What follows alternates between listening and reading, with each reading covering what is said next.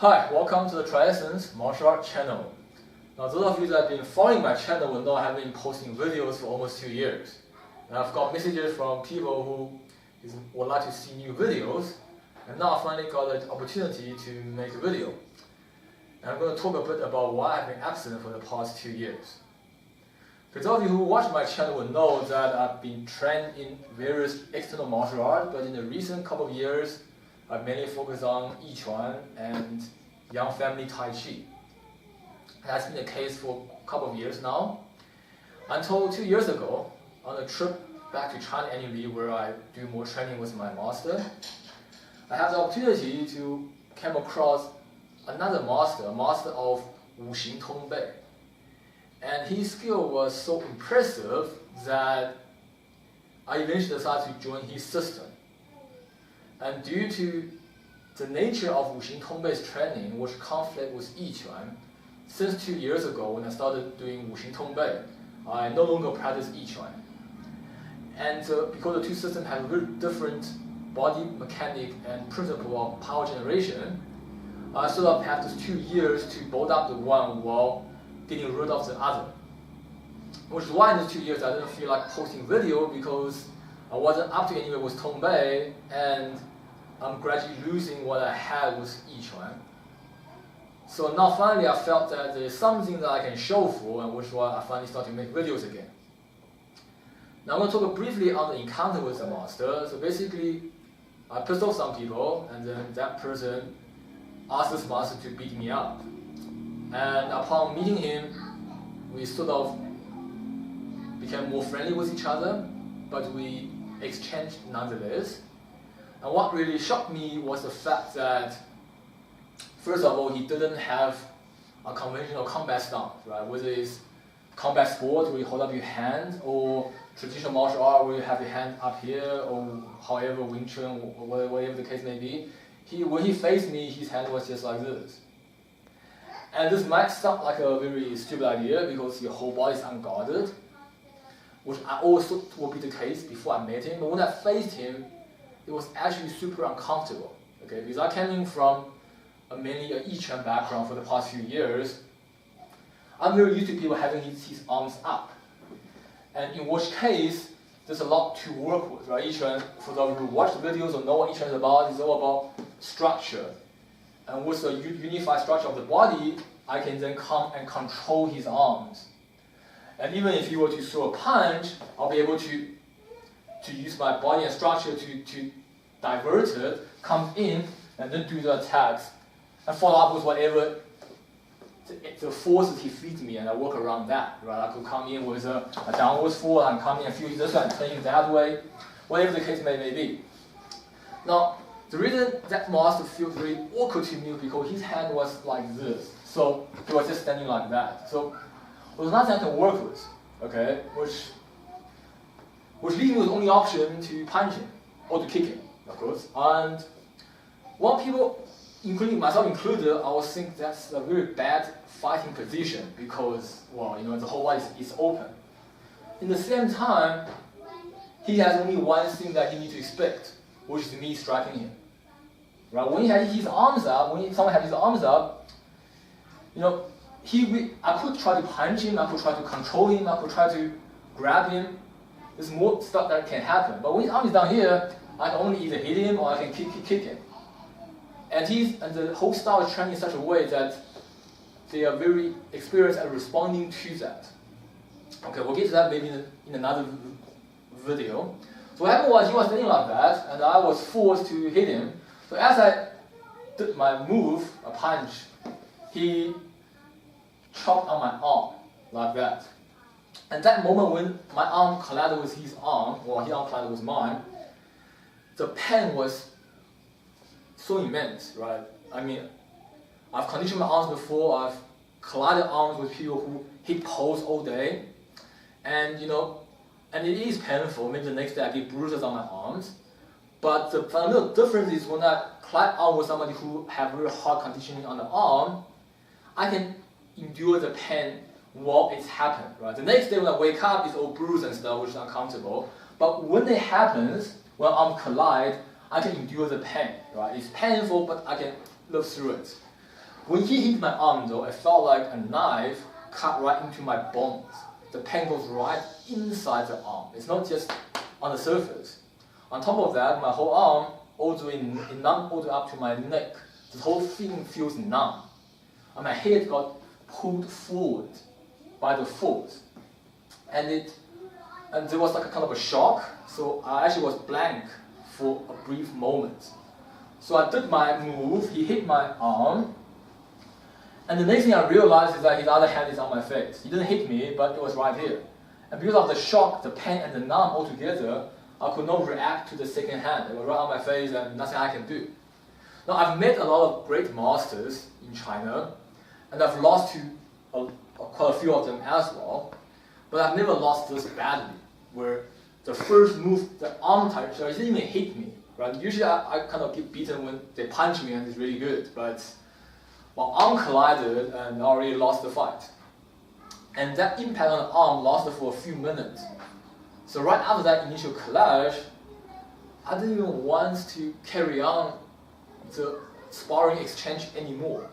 Now I'm not like a super tough fighter, not the toughest around, but I'm also not that fragile, right? I've seen my fair share of fights and arm bumpings and stuff, but that pain was just so different from everything I've had before that I just had this almost like a fear to let him hit my arm again. Afterwards, we tried something else again, because that's when I attacked him and he hit my arm. So I was like, so what will you do if you attack me? Obviously there are more than one option, so he showed me one where he did what we call 单手, which goes like this. And from here, there's a very well-known Tongbei combo that I also know for many years, right? That goes 单手拍掌中拳. It's a very common Tongbei combo you find in all the Tongbei lineages. So the moment he started doing this, I knew what combo to expect, right? I already know that's going to be the move he used. But it didn't help me at all in preventing it from happening or done to me. Okay, in conventional Tongbei, right? I'm not going to name a specific lineage, but in most of the lineages, it goes like this, and that hand will come back, and then the zhang is here, and the punch is there. So how normal Tongbei approach this move is, you do this, and then you do that, and then you do this. It's a sheer speed game. You do 3 moves and do it fast enough and a different angle and height, and you hope he's not fast enough to react. Right? It's like a punching conquer combo. You go 1, 2, 3, and you hope you get through. And since I knew this combo and I can see him gonna do that, if it's any other Tongbei person, I probably would be able to stop it, because I know the first hit is here, the second hit is here, and the third one is going to be here. Right? I already know that if you know something, you should be able to stop it.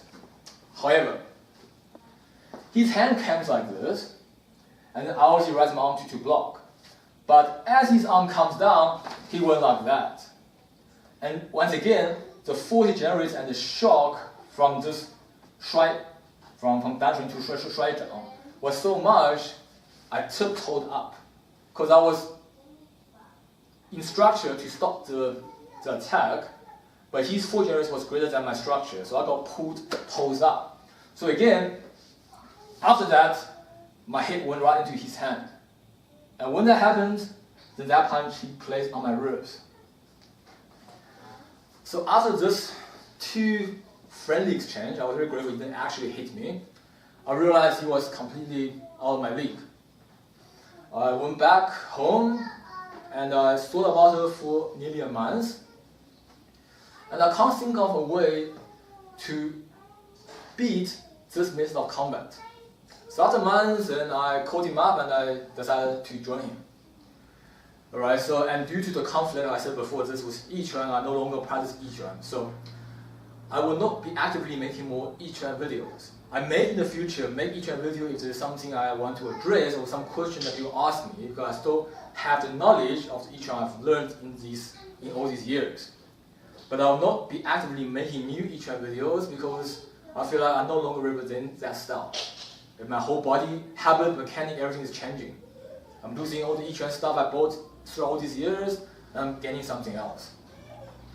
Right, a little bit about this lineage. Right, there are many lineages of Tongbei, and those of you who've seen my older videos probably know that I've done Tongbei before. My own father was a practitioner of Baiyuan Tongbei, right, the white monkey, the white ape Tongbei, one of the very big families of Tongbei in Beijing. I've done that with him, and then even after that, I joined another Baiyuan Tongbei master. I'm not going to name him, but he was considered one of the top fighters in the Beijing Baiyuan Tongbei community. I trained with him for a couple of years, and then eventually at some point I saw Tongbei wasn't that great in general as a style, which is why I then moved to Yiquan, because I saw Yiquan was superior to Tongbei. And this has been my concept for many years to come until 2 years ago, when I met this master, which made me doubt all the Tongbei I've seen before I met him are actually just not good Tongbei. Right? The Tongbei itself is not the problem is people who are not doing it correctly. Now, that master I talk about, who was considered the top fighter of Baiyuan Tongbei in Beijing's Baiyuan Tongbei community, actually, a couple of years back, he also met the same master I met, and they had a sparring, where he also lost in one move. He's obviously a lot better than me, but to this master, it's all the same. He lost in one move, and I think it was 2 years later, he also joined Wuxing Tongbei. And he sort of quit Baiyuan Tongbei and joined Wuxing Tongbei. So that's how impressive this master is. And the reason that this Tongbei is different from the rest is that it is not just a speed game, and it is also not just technique. Right? Most Tongbei, the problem with most Tongbei is they want speed and they want technique. But there are 3 things you need in Chinese martial or any martial in general, right? The reason my channel is called TriEssence because there are 3 essence. You need speed. You don't have to be superhuman fast, but you have to be fast enough. Then you need technique or method, how to use your speed in the most logical and efficient way. Once you have these 2, you still need accumulation of training or the generation of power. Okay? Conventional Tongbei have this massive issue that they don't have the proper generation of power or accumulation of training. I mean, some Tongbei or Baiyuan Tongbei, they practice iron hand, which to them is the way to accumulate training. And once you've done that for a very long time, your hand becomes really hard. Hit people is much more sore, which is good to some extent. But when I compare that to Yiquan, which has a superior oval structure, that when I touch Yiquan master, when he applies that force, my whole body gets uprooted. When you get uprooted, frankly, there's nothing you can do. Your palm can be as hard as iron, real iron. If you uprooted and unbalanced, you can't make use of that. Okay? So that's why at some point in my martial art journey, I was converted to Yiquan because of the superior structure and the power they generate, which is truly devastating. Right? Those who don't know Yiquan can watch my previous videos on Yiquan to get a better idea.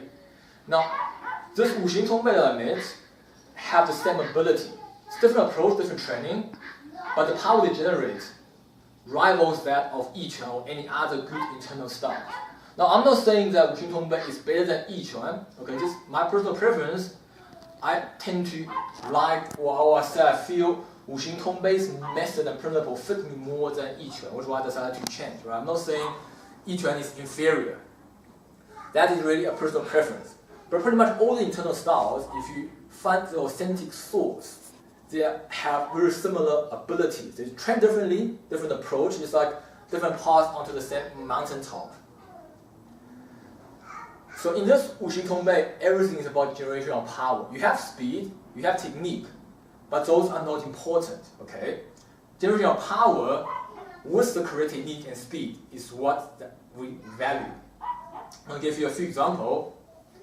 So let's talk about first about the inner circular hand. Right, this once again is a very common Tongbei move.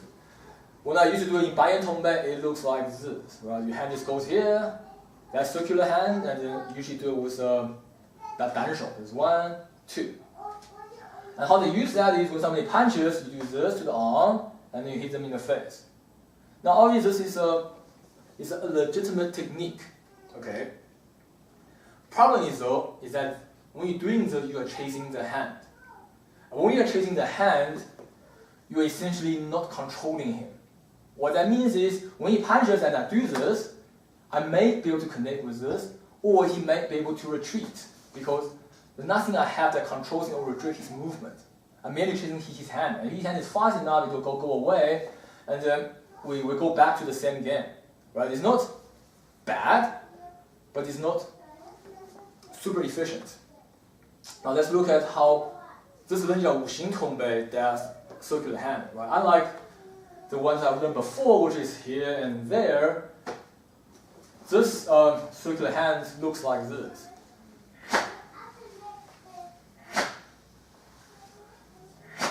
First of all, notice that it's got a much bigger coverage. And second of all, it's a unique power generation, right? It's that force that you do it like that. So how this works in combat, in theory, of course, your combat changes, right? This just gives you an idea. Instead of just chasing for the hand here, and then hopefully I'll connect this, it reaches for this whole area. You can stay with that. It reaches for this whole area so that I don't have to worry about the particular position of the hand. If you're chasing the hand, you still need to see where it is. If it's lower, you got to aim lower. If it's high, you got to aim higher. But in this method of circular hand, I do this. I can close my eyes. As long as I know that there's a punch coming around here, it covers this whole area all the way down here. So if he's punching in my face, it's connected. If he punches here, it's still connected, right? As my arm goes back. That's the first difference. Second difference is the power that comes through. I'm not just slapping like that. I'm completely knocking it down and pulling his head forward. All right? And keep note that I've only been training it for almost 2 years. So my accumulation of training is by no way sufficient, right? The minimum requirement is 3 years to have a basic standard. 10 years is when you truly master the style. So my accumulation of training is nowhere near good. So this effect is going to be a lot more if it's done by a real master of the style, right? I'm just showing you more how it looks like. So that's why it knocks the hand down to bring the head closer. So this hit doesn't have to chase, and it's more certainty. As long as my arm connect with his arm, he hit, and I have the right accumulation of training, this will hit him on the face. Furthermore, there's another change of power. So let's say he got good bridging. So it is a lot harder than normal punches.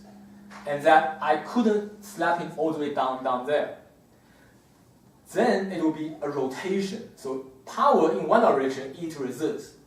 When power change direction, it's much harder. So the full move will look like this. It will be a circle that once again uproot his force, right? It's not, if I just do it with the arm, it's like that. It doesn't do much. But in this style, it's like that, bring his head closer. And when that happens, then mid-punch would also connect, right? So this is the breaking of his structure and balance. This is a distraction so that he can't react to the final hit. So you can see that even though they all call circular hand, when you're doing it like this or doing it like that, it's very different. Another thing, one of the bread and butter of Tongbei is called Pi, right? The big chop. Where you rise your arm and you come down. Now, a lot of the conventional Tongbei from other branches, they do it really fast and force-like, right? You'll see, if you just YouTube Tongbei videos, you see that they'll be like, they'll do things like that. But in our lineage, we believe that the more power you want to generate, the less result you actually get. Okay, what that means is, if you hold out his arm and tense it up, okay, we don't want him to tense it up is to show you the effect of the force. Of course, in a real fight, he may or may not tense his arm, right? Sometimes his arm is loose, it will just fall. But this is to show you the effect of the force. Now, he tenses his arm. If I also use force, you see, the effect is localized. His arm moves. But if he's similar strength to me, I can't bring his arm down, nor can I truly affect his body. The effect is mostly here. Now, in this lineage, once again, my accumulation of training is not good yet, but it looks something like this. When I raise my arm, 10 more. See how even if the arm doesn't fall completely, the head comes forward. Because I'm not just hitting this part, I'm dragging his whole frame out. Okay, the pen on this one, you can't really see through a video.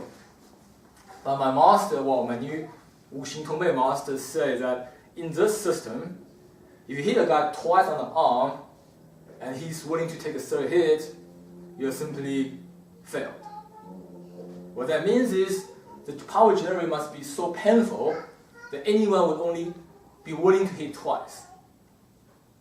And how that translates to combat is, normally, we need to hit vital target, whether it's the ribs, solar plexus, jaws, chins, nose, etc., to cause severe damage.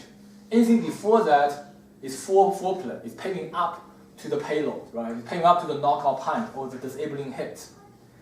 But in this Tongbei, every contact is a potential fight ender, so to speak. Because everything that I hit needs to be super painful.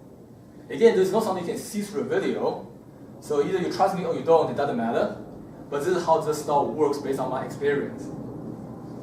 So even if I just hit him on the arm, like what my master did to me the first time we encountered, it caused so much pain that my whole arm gets numb. And obviously this is the P is originally a big move. And as people progress in the style, the move becomes smaller and smaller. Right? Sometimes when that puncher, you have to do is this. And if you generate enough power, it will still be painful enough so he doesn't see the second shot coming. Basically, every contact is a strike. And every strike, the pen goes right into the bone. It doesn't stay on the surface. On top of that, it drags his structure, breaks his structure.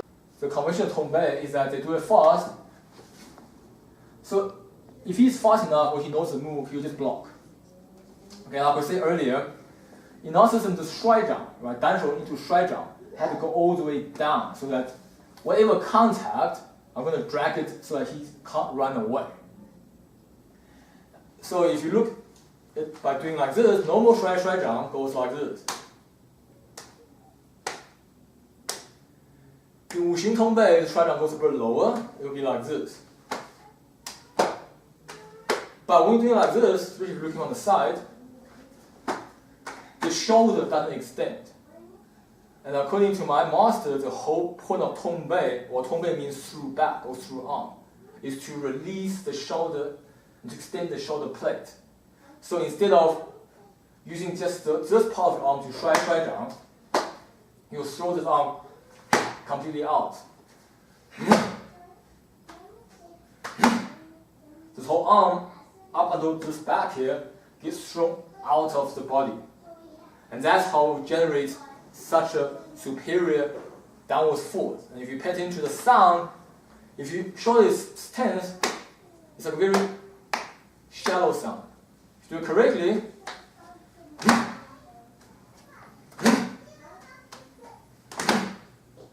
it's a much deeper sound, right? So when you strike down, whether it's his face or whether it's his arm, again, if I miss his face, it doesn't matter because as long as his hand is here, it's going to bring it down. So my next move would be able to connect and then the third punch.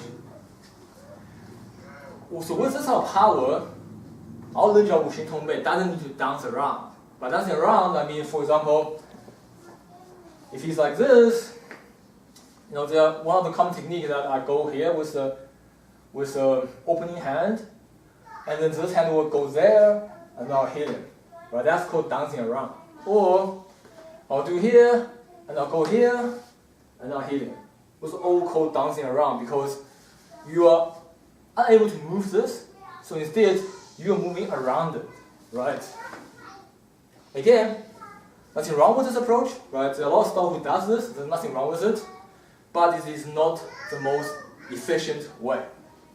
The same technique in Wuxing Tongbei, we still do this, right, to lead the hand, but instead of moving around to hit, I cause him to lose balance. To be here, and to be there. And then that, and then this. Because notice the difference on the same move is that instead of me moving around, I make him move around. Okay, and that, once again, requires accumulation of training. It's not stiffness, Because some people are going to think, yeah, if you do that, you're going to be slow, you're going to be stiff. But the whole thing of Wuxing Tongbei training is that you need to be relaxed and still generate that amount of power, right? So it's not, I do this and I go that, and then I try to do that. It's not like that. It's the type of power you generate that's unique to the system. There's an entire method of training to acquire that type of power. Okay, so from this, it will give you an example of the difference between conventional Tongbei and Wuxing Tongbei, which is more emphasized on generation of power and breaking structure. Breaking structure is something that's very important to any authentic internal style, right? If you watch my old Yiquan video, you also know in Yiquan we don't just come out and punch people, right? You have to connect and pull him around, spin him, and then do the punches. All these various testing of forces is to break his structure. In Tai Chi as well, the whole thing about 引进落空, right? Drawing, entering, dropping, and emptying. This whole idea of I give him a fake force, he takes it, I make it disappear so he loses balance, and then I hit. So same with Bagua, right? So like the move we talk about previously, that's this way, we also can see, right? So it was this, and then you dance around and do that. Okay, in our lineage, this move would look like this. Again, right, instead of me going around, I make his body turn. And if you look close enough, this is not so different from Bagua single chanting palm. Right, so what that means is Bagua also uses the same kind of approach, right? When somebody punches, you don't go around the guy to punch him, you able to generate enough structure and rotation, you go right into him and knock him out of the way. And if you look at Tai Chi, right? In fact, this Lineage of Wuxing Tongbei is really different to a lot of the other Tongbeis because our founder, great grandmaster Zhang Ce, spent 10 years in the Yang family studying Yang family Tai Chi. He was a Tongbei practitioner before that. He spent 10 years in the Yang family. When he came out, he fused Yang family Tai Chi with what the Tongbei he used to do, the Qi family Tongbei. And he didn't want to call it Tai Chi Tongbei because he didn't want to compete with Yang family, right? He has massive respect for them teaching him their secrets. And it's quite an asshole thing to do. If you learn from them, then you also do something that's called Tai Chi. Your Yang family's sole income was from teaching. So instead of calling it Tai Chi Tongbei, the great grandmaster Zhang Ce called it Wuxing Tongbei, meaning the 5-element Tongbei. But within the system itself, we actually do refer to this as Tai Chi Tongbei, because the force is almost identical to Yang family Tai Chi.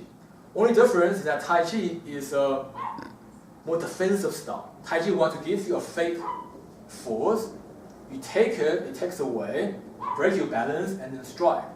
But in Wuxing Tongbei, we don't, because of the nature of Tongbei before he learned Tai Chi, so the combat approach is more direct. Instead of trying to fake and base, you just hit and break, so to speak. And what other style calls opening gate, whereas this is the gate, and you open it by doing stuff, and then hitting. Wuxing Tongbei will call it cracking the gate, or breaking the gate. Right? We don't just want to open and want to completely let his arm go away and never come back. So that's called breaking. So for example, there was a very famous Tai Chi move called brushing knee. It goes like this, that, and here. Now there are millions of explanations of what this move is used for, right? To give some examples, some people would say brushing knee is to counter a kick. So when he kicks me there, like Muay Thai kick. You do this and then you push him. And the other people who say this is a throwing, so you just stand here. Then I come close and I do this and I throw him. So there are many different interpretations of how brushing knee is used. Again, those interpretations may not be wrong in the sense that it does work, right? If somebody Muay Thai kicks me, it's fine to grab this and then do that. And trip him over, it's fine, it's a legit technique. But I don't believe that is the original intention of brush knee taught by the Yang family. And now keep in mind, this lineage of Wuxing Tongbei came from the second generation Yang family. Our great grandmaster Zhang Ce learned from Yang Banhou and Yang Jianhou. second and third son of Yang Luchan himself. And ever since then, the style has been sort of closed in and passed down to specific people. It hasn't been diluted and commercialized. So the Tai Chi knowledge that he passed down is quite authentic compared to Yang Chongfu. And then thereafter, where everyone starts to make things and it starts to get diluted. Okay, I'm not saying this definitely is 100% original, but there's a better chance of the knowledge here being original than what you find out on the market these days. Now, according to this style, Lou Qiao Bu is also, in Tongbei, it's called 转完掌, which means the rotating ring palm. Okay? So it's very similar to the inner circular hand that we've just talked about earlier, which again is also an important thing when it comes to internal style. There isn't 5 million things or 5 million powers, right? Anyone who says it's this, it's that, it's this, so many things that you need to master and that's all a lie. Internal style, each style only has a few principal power. If there's so many different ones, it only serves as confusion and will make you unable to perform should you need to in a fighting situation. So real good internal style have a few principles that apply to everything. Okay, so in this case, 转完掌 looks very similar to 圈手, circular hand. Instead the circle is not this big, but it's smaller. It's just in front of you. But the force is very similar, right? So when there's a hand, you still do this. Notice the effect again on the frame and how it pulls the head forward. And the reason there's two is that one, if you punch this one and then the other punch comes, you do both ways. And it's a pai round to the face. Okay, that looks exactly like brush knee. Or when it's a very hard bridge. Unlikely, but if there is, you see this style doesn't bank on the fact that I have superior power. We always expect that someone might have a superior structure. So if I do the first 转完掌, it didn't work. Even though it didn't work with the proper accumulation of training, you should at least be able to move him a bit. If he's completely unshaken, well, you got a lot of training ahead of you. So at least you need to shake. It doesn't have to go completely down, but as long as it shakes a bit, then the other hand comes over, and then the pattern comes here. So those two circles can either serve as 2 punches, or moving the one punch this way, and when he resists, he comes that way, and pattern to the face. So this is how. So the first I'll talk about is how it's similar to Bagua. Not that the style has anything to do with Bagua, but how internal styles all share the same idea of breaking structure. You're doing a move that knocks him out of the way and uncomfortable. Or in Tai Chi, how 转完掌 or Lou Qiao Bu, brushing knee, break structure with the first 2 circles, so his face comes forward, which makes you able to hit him in the face. And if you look at the Yang form, the move after brush knee is 斑斓锤, right, the punch. And in this case, once you break the gates down, you hit him in the face, which stuns him, which then opens up for the shot that drops him, right, the punch. Because this hit to the face, chances are it's not going to drop him, but the punch would. So this is just an example of how internal styles all share similarity. You would have to have structure, sufficient amount of sudden generation of force. You apply to a person, you break his structure. Only when he's unbalanced or broken, then you go in with an attack and you finish the fight. Alright, so this will be my introduction video to Wuxing Tongbei, and hopefully in the near future I'll be making more videos. If there's anything you want to ask, you want to see, please post in the comments and I'll try my best to answer those questions. Again, thanks for watching. Hope you enjoyed it, and see you next time.